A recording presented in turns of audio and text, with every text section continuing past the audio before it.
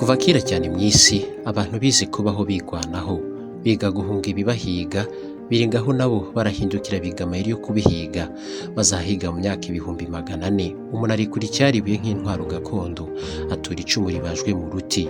Ubwenge nk'inyoko muntu ntibwatinze kumugeza ku buhangange bwo guhangana n'ibyo ahiga, kimwe n'ibimuhiga yewe agahangana nabyo ahubwo atanabyegereye. Ibyo yabashije kubigeraho nabyo abikesheje intwaro zindi yaramaze kuvumbura nk'umuhumetso, umuheto, umwambi ndetse n'ibindi.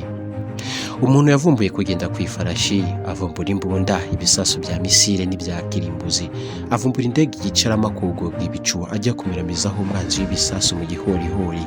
Abona nabyo bidahagije, yohereza indege ziguruka atazirimo, ahubwo akoresheje ikoranabuhanga rishingira ku ihuzanzira nya internet ndetse na radari.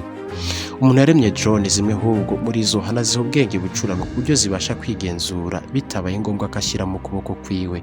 Ibi byose byasize intambara z'ubu ku rwego ruhanitse mu kuba zihenze ishura magana kuruta izazibanjirije. Wakwibaza uti ni gute abantu twisanze muri ibi? Ni gute izi drone zahinduye amayeri na tekinike urugamba rwarwanagamo, none intambara z'uyu munsi zikaba zihenze gusumbya izindi zose zazibanjirije mu mateka? Reka tuvuge kuri izi drone. Ukurikiye Mutavu Ismael, musabye gukanda kuri iyo nzogera iri munsi y'iyi video niba utarakora subscribe kugira ngo ujye ubona ibiganiro byacu dukora bya buri munsi bitaguhenze cyangwa se bitakugoye. Kanda likes mu rwego kudushyigikira, wanakora share ibiganiro byacu bikabasha kugera kure. Ibintu ko watanga ibitekerezo n'inyunganizi commentaire kuri buri kiganiro cyacu, nibyo wifuza ko tuzakuganiriraho mu biganiro by'ubutaha.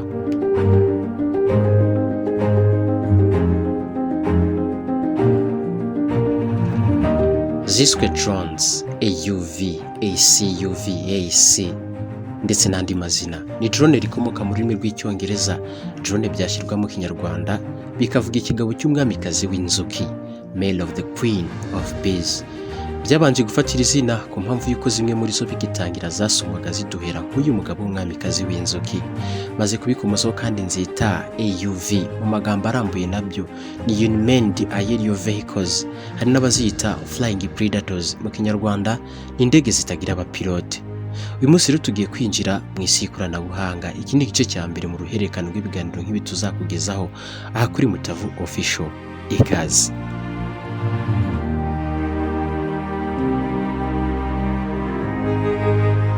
Reka dusubireho inyuma gato yo mu kinyejana cya 18. Hari mu mwaka w'1782, umuryango wa Montigorifier mu Bufaransa usa n'ari wo wazanye igitekerezo cya drone. Abantu babashe gukora ikibalo kinini. Yari tekinoloji yo gukora indege ariko zimeze nk'ibibalo byuzuzwa umwuka, hot-air balloon.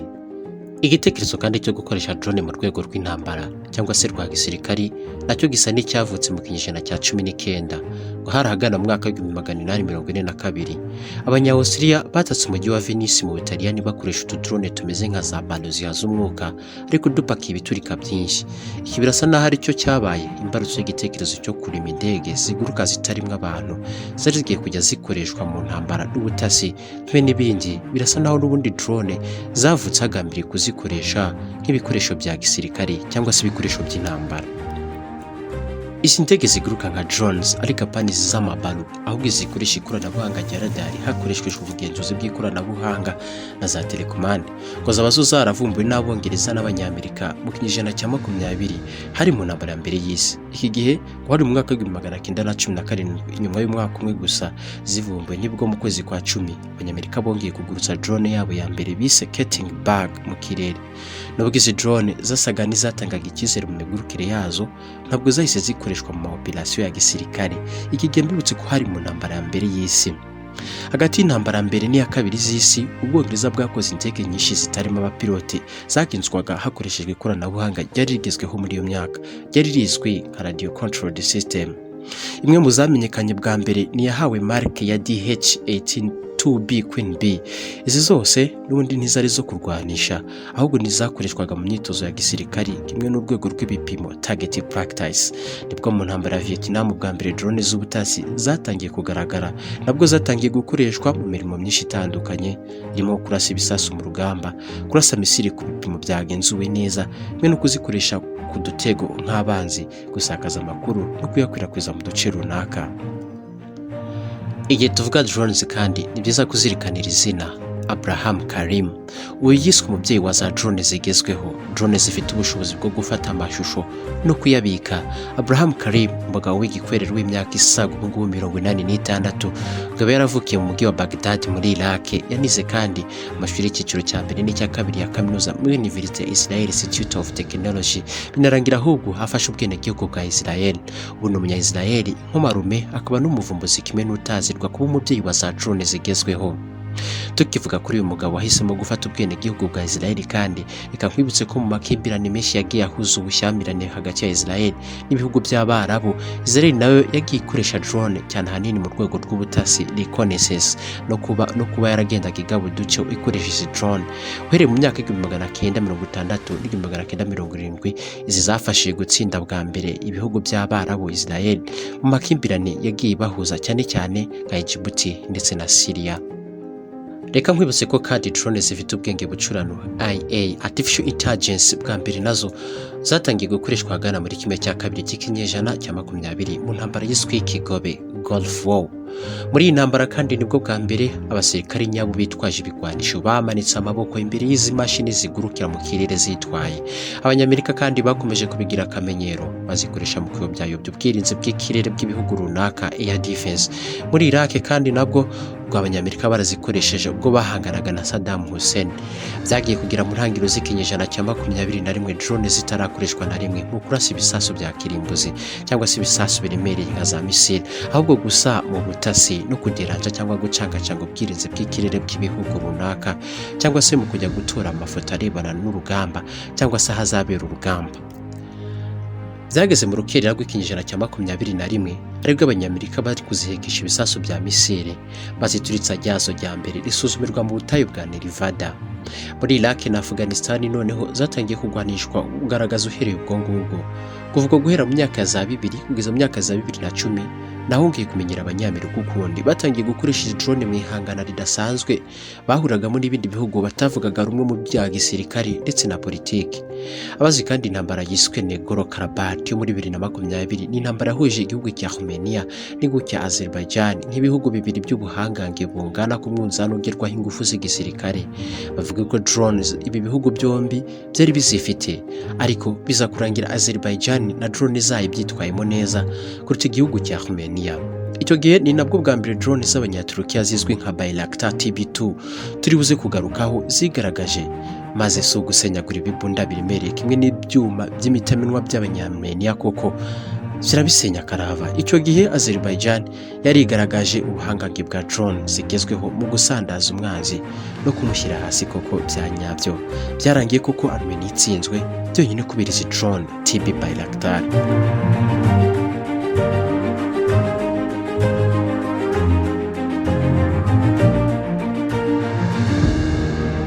Twihuse cyane mu mwaka ubanziriza ushize, ubwo ni muri 2022, Uburusiya bwagabye ibitero ku butaka bw'igihugu cy'igituranyi cya Ukraine. Ibyo birazwi cyane, singiye kubivugaho byinshi. Icyo ndibuze kwibandaho ubwo ni ingufu z'ubudasa zikoreshwa gize indege za drone zagaragaye aha hantu. Nibwo bwa mbere twabonye ku isi hatse kandi ibitse byinshi bidasanzwe mu budasa bw'intambara zigezweho zishyizwe ku ijanisha ry'urugamba rwo mu bijana bindi byatambutse. Drone zigezweho zagaragaje ingufu n'ubuhangange mu bya gisirikari, by'umwihariko mu gusenya cyangwa gukwepa ikoranabuhanga ry'ubwirinzi bw'ikirere bw'ibihugu byombi. Ubwo Uburusiya bwagwanaga bugambiriye gufata Kiev, Ikirere yerekanye video z'amadrone y'Abanyaturukiya azwi nka TB2 zirimo gusenyagura ibimodoka by'intambara n'ibibunda binini by'Abarusiya. Icyo gihe noneho isi yabaye nkiguye mu kantu, buri atangira gutangara atangazwa n'ubuhangange bw'izi drone. Ni drone zihariye ku buryo ziba ari ntoya cyane, bikagorana kuzibona hakoreshejwe ikoranabuhanga ricunga ikirere rizwi nka air defense. Bino uko zihanura nabyo biba bihenze cyane, zihariye cyane kandi ku buryo ikoranabuhanga cyangwa se misile zizihanura yicunze nabi usanga zihenze kurusha izi drone. Ni system yitwa anti-drone system. Ziba ari ntoya cyane kandi zihenze, bino uko biba binoroshye kuzisimbuza iyo zirashwe cyangwa se zigize ikibazo. Ni TB Bayraktar zagize Turukiya igihugu ubu cy'igihangange ndetse kiri kuza mu bihugu by'imbere mu irushanwa gihuriyemo n'ibindi bihugu gukora izi za drone nk'Ubufaransa, Amerika, Ubushinwa, Iran, Uburusiya, Ubuhinde ndetse n'ibindi. Tukiri muri Ukraine, urugamba rw'ikoranabuhanga rigezweho mu rugamba electronic warfare rukomejwe kurwanwa cyane. Ni nabyo Burusiya bwahisemo gukoresha mu guhanura nyinshi muri drone za Ukraine yari yahawe na Turkiya. Hafi zirenga ibihumbi 10 buri kwezi ziraswa n'igisirikare cy'Uburusiya. Ni drone ariko kandi bashinja kuba ziciriritse cyane ku buryo Ukraine ibasha kugura nyinshi bitayigoye, nyinshi kandi ikazigura mu madeni n'ubufasha ihabwa n'ibihugu byo mu burengerazuba bw'isi birimo nk'ibihugu by'abanyaburayi, Amerika na OTAN. Bireka mbice ku ruhande nabyo n'indi ngingo. Ni Ukraine kandi yagaragaje bwa mbere ko yo mu mateka drone zirwanira mu mazi zizwi nka sea drones. Unaka ari drone zazonze igisirikare cy'Urusiya kirwanira mu mazi. The sea drones zivugwa ko ari nazo Ukraine yabahubwo yarakoresheje mu gusenya ikiraro kinini cyane kibarizwa hagati y'Uburusiya n'intara ya Crimea. Izi kandi zasenye ibyambu n'imyaro myinshi cyane ndetse ziribasira cyane amato y'Abarusiya menshi cyane. Uramutse witegereje ubuhangange bw'izi drone zirwanira mu mazi n'ibyo zikora, nakabuza ko izi drone zigomba kwibandwaho mu gihe amakimbirane yabakomeje. Yewe na nyuma y'iyi ntambara hari ibihugu byinshi byazazikoresha ku muvuno mu gukora izindi verisiyo nshya kandi zigezweho zazo. Hari n'abavuga yuko drone nyinshi mu hazaza zigiye kuzahabwa ubushobozi buzigenzura buhuzwa n'ikoranabuhanga ry'ubwenge bucurano artificial intelligence. Nibyo zimwe muri zo zamaze kugera kuri uru rwego kandi biziha ubushobozi bwo kugira imikorere idasanzwe nko kuba zabona amakuru zikabanza kuyakorera ubusesenguzi, ubundi zikabona gufata umwanzuro wo kurasa byanaba ngombwa zikaba zakwisubirira inyuma. Ahubwo abarebera hafi kandi by'ikoranabuhanga ry'igisirikare kigezweho ntibahwema kwemeza ko ikoranabuhanga rya artificial intelligence rishobora kuba rigiye kuzafata isoko hafi ya ryose rijyana no gukora ibitwaro kirimbuzi na za drone zishobora kuzajya zinitwara mu byerekezo binyuranye by'isi hashingwaho umwanzi yaba ari, ubundi zikabiharasa zikisubirira inyuma rwose. Usiga itangaje kinababaje nuko iri koranabuhanga ry'ubwenge bukurano riteje inkeke bitewe n'uko imashini zimwe na zimwe zarihawe hari ubwo zigira gutya zigasobwa cyangwa se zikikorera ibyo ziboneye, rimwe na rimwe bitanajyanye no gushaka kwa ba nyirazo cyase basebuja baba banazikoze ku mugambi runaka. Zizi ubwenge nyine ahanini kandi zikigenga ku buryo ushobora nko kohereza drone ifite ikoranabuhanga ry'ubwenge bukorano wenda hari igihe nko kurasa muri Afghanistan, ubundi rwose bikarangira ikoresheje isesengura ryayo ubwayo ikabona ko bitanakwiye ikaba yagaruka ahubwo ikakurasa hari wowe, cyangwa se aho kurasa aho muri Afghanistan ikirasira muri Iraq ahubwo.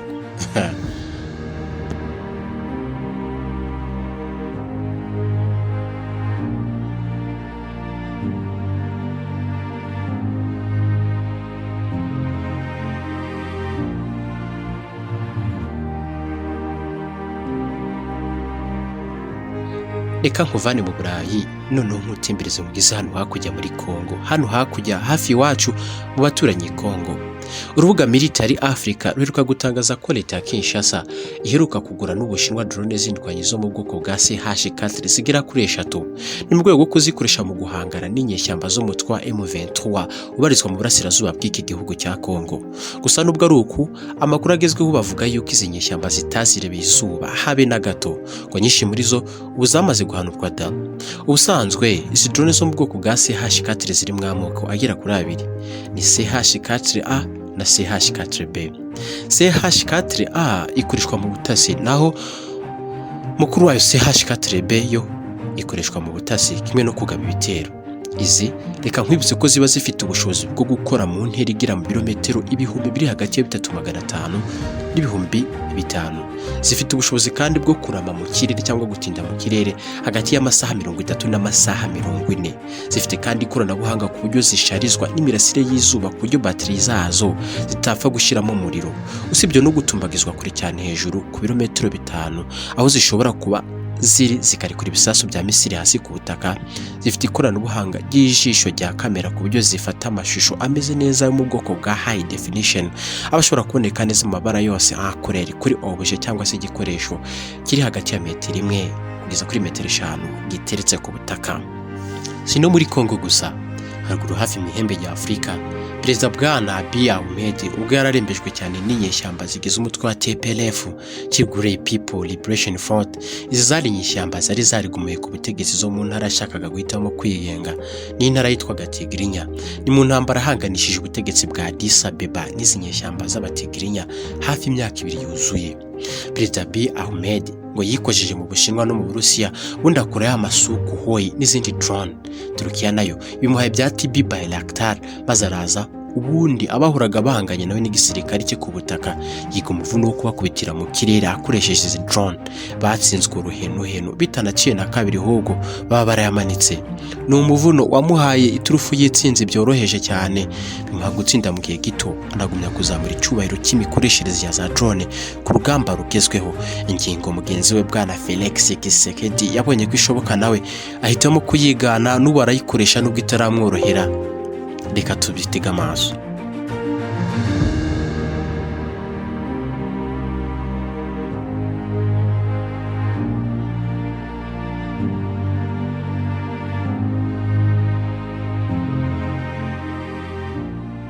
Birashoboka ko izi drone navuzeho wakwikanga arizo z'ubuhangange mu mirwanire n'ubutasi gusobya izindi, ariko si nabyo, nuko arizo ahubwo twabashije kugaragarizwa ku bibuga by'imirwano bitandukanye. Gusa hafi mu 10 ziza imbere ntiwasiga nk'izitwa Bayraktar Kizilema z'Abanyaturukiya, MQ-9 Reaper indege z'Abanyamerika, BWA system Taranis z'Abongereza, Boeing MQ-25 nazo ni z'Abanyamerika, ni indege zirasa cyane.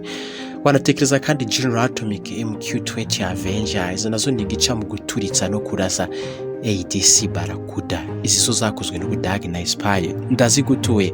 Taik Aksongol zo zirwanira mu mazi, zikaba zarakozwe n'Abanyaturukiya. Izi zigira isenye ridasanzwe mu kwibasira imyaro, ubwato n'ibindi bikorwa by'umwanzi mu mazi. Ntiwasiga Israel Aerospace Industry bakora izitwa Hero, ndetse ntiwakwibagirwa MQ-28 Ghost Bat y'Abanya Australia. Iyi ndarwana koko hana badatinya kuvuga ko ari ya mbere mu za mbere, cyane ko iyi narwana ikunze kugenda iherekejwe n'izindi ndege 3 zo mu bwoko bw'amajet. Nibo bikunda iyi tuzayivugaho cyane kuko ntisanzwe. Ifite kandi indi ngenzi yayo byenda guhuza imikorere, SQ-25 Vivacry nayo ikaba y'Abanyamerika. Iyi nayo nimwe mu z'imbere kandi ntisanzwe. Ibihugu nk'Ubushinwa, Uburusiya, Turukiya, Iran, Israel, Australia ndetse n'Ubuhinde sinasuza ntakubwiye ko ari imwe mu bihugu biri gushyira ku isoko amaversion za drone z'urugamba ku isoko ku mubare mwinshi cyane kandi buri munsi. Uburusiya bwakoresheje nyinshi muri drone bwahawe n'Abanya-Iran zamamaye mu ntambara ibahanganishije na Ukraine, izo zizwi nka kamikaze drone. Uyu munsi ni drone mu bikorwa by'iterambere rigezweho hafi ya byose. Drone mu butasi, drone mu kurasa, mu birori, serivisi z'ubuvuzi, ubuhinzi, drone muri entertainment, drone hafi muri byose. Birasa naho rero ko aba ari ukwigeza nkana, tutavuze ko hazaza mu ikoranabuhanga na tekinoloji uhereye mu ntambaro ukambuka muri segiteri hafi ya zose, ko drone idafite imyanya myinshi cyangwa se kimwe n'ijambo. Ni drone zikomeje kugaragaza ubudasa mu ntambara z'uyu munsi. Ni drone ubona ko zishobora kuzageza umubare w'ingabo nkenerwa ku rugamba hasi cyane, ku buryo ahubwo ari nazo zishobora kuzajya arizo zirwana intambara hafi ya zose mu hazaza h'isi. Ni drone kandi zikorwa nk'ubu ntiyibagirwe gukora ibizisenya anti-drone system, ku buryo kwangizwa kwazo bibyara ibihombo biremereye bipima mu mamiliyoni n'amamiliyoni y'amadolari kuri za leta z'ibihugu. Ni drone kandi ubona ko zishobora kuzateza akaga kenshi n'amakuba mu isi y'intambara mu hazaza. Mwakoze kubana nanjye muri iki kiganiro. Ushaka wanyita Mutavu Ismael, wifurije kubaho neza kimwe no kuramba. Naho ubutaha, bye bye.